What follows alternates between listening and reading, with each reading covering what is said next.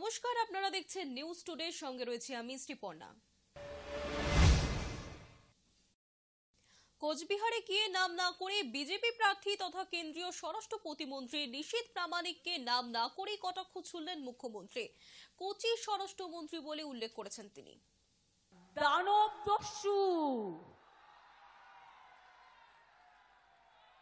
কত কেস আছে তার বিরুদ্ধে। বিএসএফ পুলিশের একাংশ স্থানীয় আর চোরা কারবারিদের সাথে সম্পর্ক রেখে বোমাবাজি থেকে শুরু করে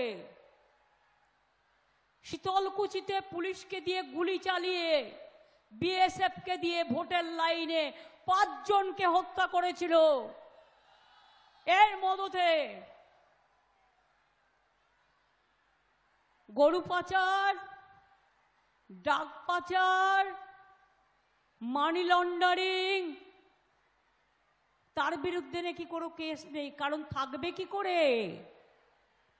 তিনি যে কোচি হোম মিনিস্টার, কোচি কাঁচা হোম মিনিস্টার। ভারতবর্ষে কখনো দেখেছেন যার বিরুদ্ধে এত কেস, এত ক্রিমিনাল কেস? আমার কাছে লেখা আছে, আমি একটা একটা করে কেস বলতে পারি। মুখোশ খুলে দিয়েছেন আপনারাই, আমি বলবার আগে চ্যালেঞ্জ করলে কেসগুলো দিয়ে দেবো। আমার কাছে প্রত্যেকটা লেখা আছে। এদের স্বরাষ্ট্রমন্ত্রী আর তৃণমূল চোর, আর তোমরা হচ্ছে মাফিয়াদের সর্দার। লজ্জা করে না ভারতবর্ষের মতো দেশ? তোমার প্রার্থী একজন গুন্ডা, মা বোনদের সম্মানহানি করে, এনআইএ-কে দিয়ে মেয়েদের ঘরে ঢুকিয়ে দেয়, অসম্মান করে, সিবিআইকে দিয়ে সাধারণ মানুষকে রেড করে, সংখ্যালঘুদের ভয় দেখায়, রাজবংশীদের ভয় দেখায়, আর কোটি কোটি টাকার ডিল করে। খবর আমিও রাখি, মনে রাখবেন, ওদের যদি মেশিনারি থাকে, মেশিনারি আমারও আছে। কমিশন নজিরবিহীনভাবে ভোট ঘোষণার আগে বাংলায় বাহিনী পাঠিয়ে দিয়েছে। উত্তরপ্রদেশে 80টা আসন, সেখানে 220 কোম্পানি বাহিনী, আর পশ্চিমবঙ্গে 42টা আসন, সেখানে 920 কোম্পানি। পুরোটাই রাজনৈতিক প্রতিহিংসা। প্রতিক্রিয়া শান্তনু সেনের। 1952 সালে প্রথম লোকসভা নির্বাচন হওয়ার পর আজকে 8দশ লোকসভা নির্বাচন হতে চলেছে। নজিরবিহীনভাবে নির্বাচন কমিশনের দিন ঘোষণা হওয়ার আগে বাংলায় 150 কোম্পানি কেন্দ্রীয় বাহিনী এসেছে। উত্তরপ্রদেশে 80টা সিট থাকা সত্ত্বেও সেখানে 220 কোম্পানি, আর বাংলায় 42টা সিট থাকা সত্ত্বেও সেখানে 920 কোম্পানি। যেখানে ন্যাশনাল ক্রাইম রেকর্ড ব্যুরোর তথ্য অনুযায়ী উত্তরপ্রদেশের থেকে বাংলার আইন শৃঙ্খলা যথেষ্ট ভালো জায়গায় আছে। সুতরাং প্রত্যেকটাতেই রাজনৈতিক প্রতিহিংসা পরায়ণতা। আমি একটাই কথা বলবো, 920 কোম্পানি কেন, যদি 9200 কোম্পানিও আনে, কেন্দ্রীয় বাহিনী কেন, যদি আন্তর্জাতিক বাহিনীও আনে, 2021 সালের পঞ্চায়েত নির্বাচন থেকে লোকসভার উপনির্বাচন এবং বিধানসভার উপনির্বাচন, এমনকি পঞ্চায়েত নির্বাচনেও এটা মানুষ ভোট দিয়ে প্রমাণ করেছে যে বাংলার মানুষ মমতা ব্যানার্জির সাথে আছে। বেঙ্গালুরুর রামেশ্বরম ক্যাফে বিস্ফোরণ কাণ্ডের 2 সন্দেহভাজনকে পশ্চিমবঙ্গ থেকে গ্রেফতার করেছে জাতীয় তদন্তকারী সংস্থা এনআইএ। বেশ কয়েকদিন ধরেই তারা এই রাজ্যে আত্মগোপন করেছিলেন বলে এনআইএ সূত্রে জানা যাচ্ছে। আর এই ঘটনায় জড়িত মূল অভিযুক্ত মুজাম্মিল শরীফকে ঘটনার 27 দিন পর পুলিশ গ্রেফতার করলেও আরও 2 অভিযুক্তের সন্ধান পাওয়া যাচ্ছিল না। এনআইএ তাদের খোঁজ পেতে আর্থিক পুরস্কারের কথাও ঘোষণা করেছিলেন। গত মার্চ মাসের 1 তারিখ রামেশ্বরম ক্যাফেতে ঢুকে বিস্ফোরক বোঝাই ব্যাগ রেখে আসেন এক ব্যক্তি। তাতে টাইমার সেট করা ছিল। 1 ঘন্টা পর বিস্ফোরণ হয়, আর তাতে 10 জন আহত হয়েছিলেন। 3রা মার্চ ঘটনা তদন্তভার হাতে নেয় এনআইএ। কেন্দ্রীয় সংস্থার দাবি, ওই ঘটনার অন্যতম মূল অভিযুক্ত মুজাম্মিল 27 দিন পর মূল অভিযুক্তকে গ্রেফতার করেছে পুলিশ। আর তারপর তারপর থেকেই অন্য 2 জন সন্দেহভাজনের খোঁজ শুরু করে এনআইএ। ঘটনার প্রায় 1.5 মাস পর গ্রেফতার হলেন তারা।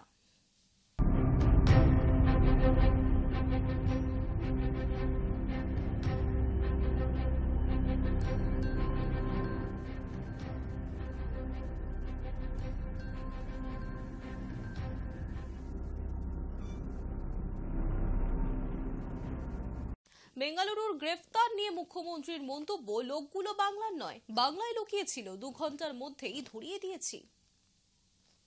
ব্যাঙ্গালোরে একটা বোমা পড়েছিল, লোকগুলোও কর্ণাটকের, আমাদের এখানকার নয়। 2 ঘন্টায় বাংলায় লুকিয়েছিল, 2 ঘন্টার মধ্যে আমরা ধরে দিয়েছি আমাদের পুলিশ। আর সেখানে বলছে বাংলা সেফ নয়, তোর দিল্লি সেফ, তোর উত্তরপ্রদেশ সেফ, তোর রাজস্থান সেফ, তোর গুজরাট সেফ, তোর বিহার সেফ। বাংলার মানুষ শান্তিতে থাকে, বিজেপি সহ্য হয় না। অত্যাচারী দল, সব অত্যাচারের সীমানা ছাড়িয়ে গেছে। আর বেশি দিন বাকি নেই লোকসভা ভোটের। শেষ বেলায় ভোট প্রচারে বাজিমাত করতে এবার প্রচারে নামছেন মিঠুন চক্রবর্তী। আগামী 14 এপ্রিল থেকে টানা 3 দিন উত্তরবঙ্গে প্রচার করবেন মিঠুন। ভোটের আগে তাকে প্রচারে দেখা যায়, কিন্তু এবার লোকসভা ভোটে এখনো সেভাবেই প্রচার করতেই দেখা গেল না তাকে। লোকসভা নির্বাচনে প্রার্থী না হলেও তিনি মোদির কাছের মানুষ। 21 বিধানসভা ভোটের সময় বাংলা জুড়ে প্রচারে বেরিয়েছিলেন মিঠুন চক্রবর্তী। স্বাভাবিকভাবেই 24 লোকসভায় পদ্ম শিবিরের নেতা অভিনেতার গতিবিধির উপর নজর থাকবে রাজনৈতিক মহল থেকে গ্ল্যামার দুনিয়ায়। লোকসভা নির্ঘণ্ট প্রকাশ হতেই আদা জল খেয়ে ময়দানে ছুটছেন প্রার্থীরা। বিজেপির হয়ে মিঠুনকে কবে দেখা যাবে ভোট প্রচারের মাঠে? কৌতূহল তুঙ্গে। উত্তরবঙ্গ দিয়েই ভোট প্রচারের ফিতে কাটতে চলেছেন ফাটাকেষ্ট। আগামী 14 এপ্রিল থেকে টানা 3 দিন উত্তরবঙ্গে প্রচার করবেন মিঠুন চক্রবর্তী। প্রথম দফার ভোটের ঠিক আগেই আলিপুরদুয়ার, কোচবিহার এবং জলপাইগুড়িতে দলীয় প্রার্থীর সমর্থনে রোড শো এবং জনসভাও করবেন তিনি। জানা গিয়েছে সাংগঠনিক বৈঠকও করতে পারেন মোদির স্টার সেনাপতি। উত্তরবঙ্গে বিজেপির সংগঠনে ফাটল ধরেছে। গত 21 বিধানসভা ভোটের ফলাফলই তার প্রমাণ। লোকসভার আগে তার মেরামতি করতে ইতিমধ্যেই উত্তরবঙ্গে প্রচার করে গিয়েছেন প্রধানমন্ত্রী নরেন্দ্র মোদী, কেন্দ্রীয় স্বরাষ্ট্রমন্ত্রী অমিত শাহ। এবার শেষ বেলায় যাচ্ছেন মিঠুন চক্রবর্তী। কেন্দ্রীয় নেতৃত্বের নির্দেশেই উত্তরবঙ্গ যাচ্ছেন মহাগুরু। দলের জাতীয় কর্মসমিতির সদস্য তিনি। গত পঞ্চায়েত ভোটেও একাধিক জেলায় প্রচার করেছিলেন। যদিও সেই ব্লকবাস্টার প্রচার পর্ব আর মহাগুরুর বক্তব্য বিজেপির ভোট বাক্সে সেরকম কোনো ছাপই ফেলতে পারেনি।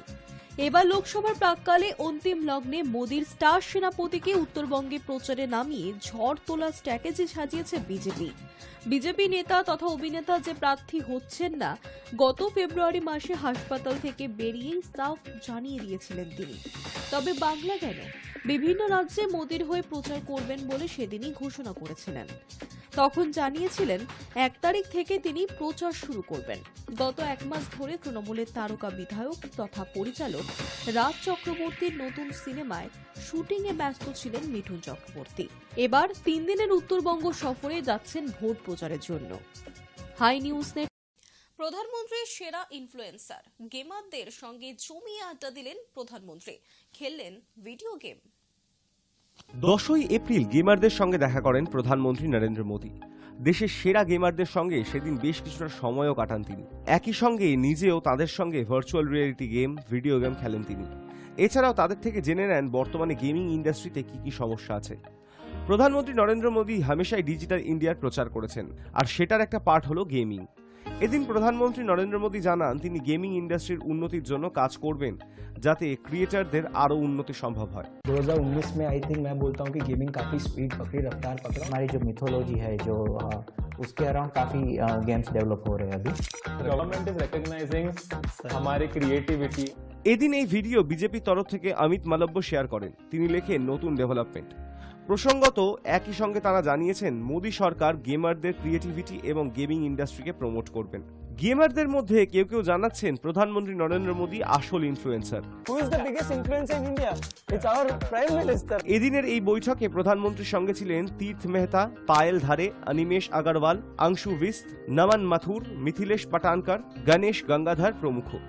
এদিন তারা প্রধানমন্ত্রীকে জানিয়েছেন জুয়া অনেক সময় গেমিং ইন্ডাস্ট্রির থাবা বসায়, সেগুলিকে প্রতিরোধ করার কথা বলেছেন তারা। आपको ये फेस करना पड़ता है, गेमिंग एंड गैम्बलिंग, इन दोनों की लड़ाई आपके सामने आती होगी, तब आप कैसे हैंडल करते हैं। सर आरएमजी और स्किल बेस्ड गेमिंग को बहुत हाई टाइम हो गया कि डिफरेंशिएट करें। এছাড়া প্রধানমন্ত্রীর সঙ্গে তাদের নানা মজা করতে দেখা যায়।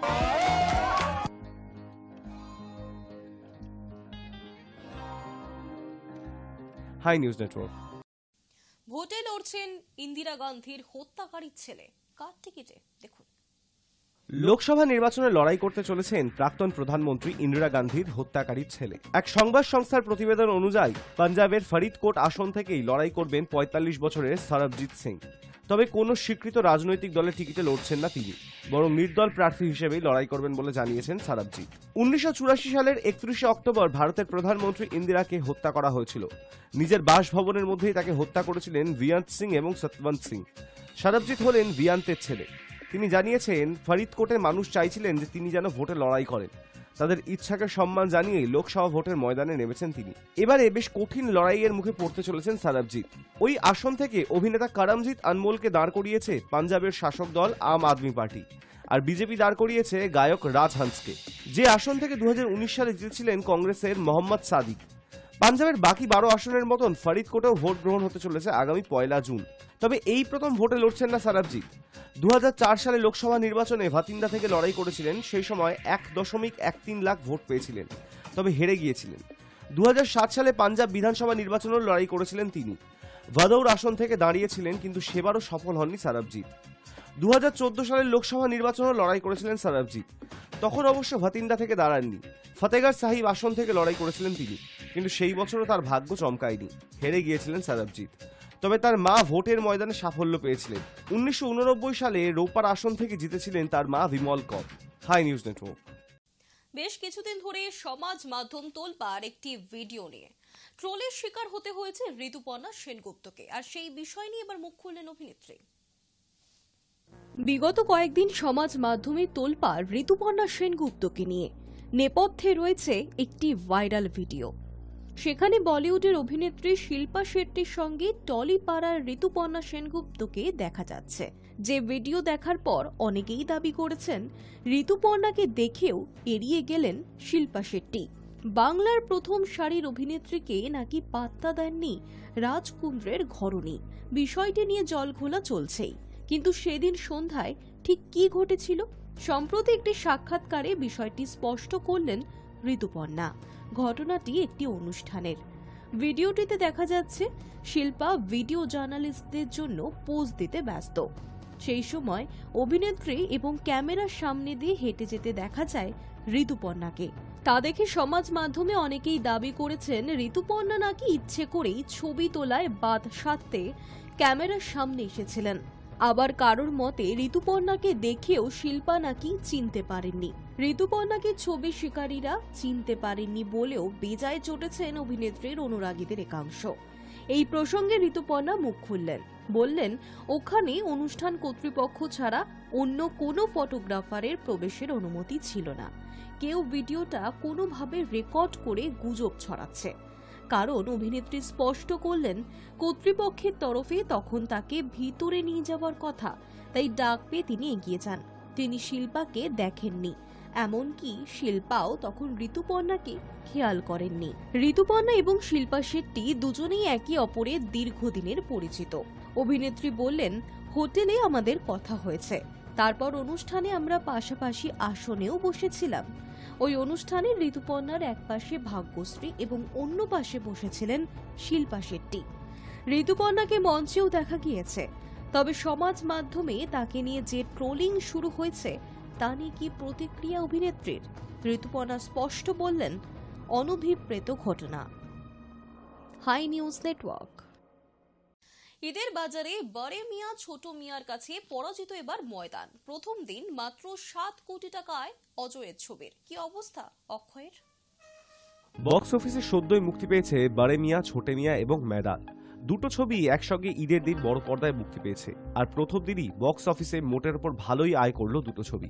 তবে ব্যবসার নিরিখে অজয় দেবগনের ময়দানকে প্রথম দিন ছাপিয়ে গেল বারে মিয়া ছোট মিয়া। বারে মিয়া ছোটে মিয়া ছবিটি প্রথম দিনই বক্স অফিসে 15,62,00,000 টাকা আয় করেছে, এমনটাই জানা গিয়েছে এক রিপোর্ট থেকে।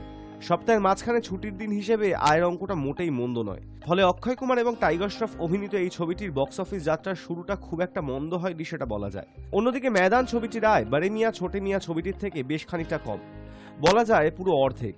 এদিকে যখন অক্ষয়ের ছবি 15 কোটির উপর আয় করছে প্রথম দিন, তখন অজয় দেবগন অভিনীত এই স্পোর্টস ঘরানার ছবিটি বক্স অফিসে প্রথম দিনে মাত্র 7 কোটি টাকা আয় করেছে বলে জানা গিয়েছে। গত 10 এপ্রিল মুক্তি পেয়েছে এই ছবিটি। মুখ্য ভূমিকায় দেখা গিয়েছে অজয় দেবগনকে, তার সঙ্গে রয়েছেন রুদ্রনীল ঘোষ, আরিয়ান ভৌমিক, অমর্ত্য রায় প্রমুখ। এই ছবিতে উঠে এসেছে ভারতীয় ফুটবলের বিখ্যাত কোচ সৈয়দ আব্দুল রহিমের কথা। অন্যদিকে বারে মিয়া ছোটে মিয়া ছবিটিও মুক্তি পেয়েছে 10 এপ্রিল। এটি বক্স অফিসে অজয় দেবগনের ময়দান এবং অঙ্কুশ হাজরার মির্জা ছবিটির সঙ্গে মুখোমুখি হয়েছে। বারে মিয়া ছোটে মিয়া ছবিটির পরিচালনা করেছে আলী আব্বাস জাফর। এই ছবিতে মুখ্য ভূমিকায় আছেন অক্ষয় কুমার এবং টাইগার শ্রফ। এখানে মুখ্য মহিলা চরিত্রে দেখা যাচ্ছে মানুষী চিল্লার এবং আলেয়া এফকে। Hi News Network. News Today এখনকার মতো এই পর্যন্তই। দেখতে থাকুন হাই নিউজ নির্ভীক নিরপেক্ষ।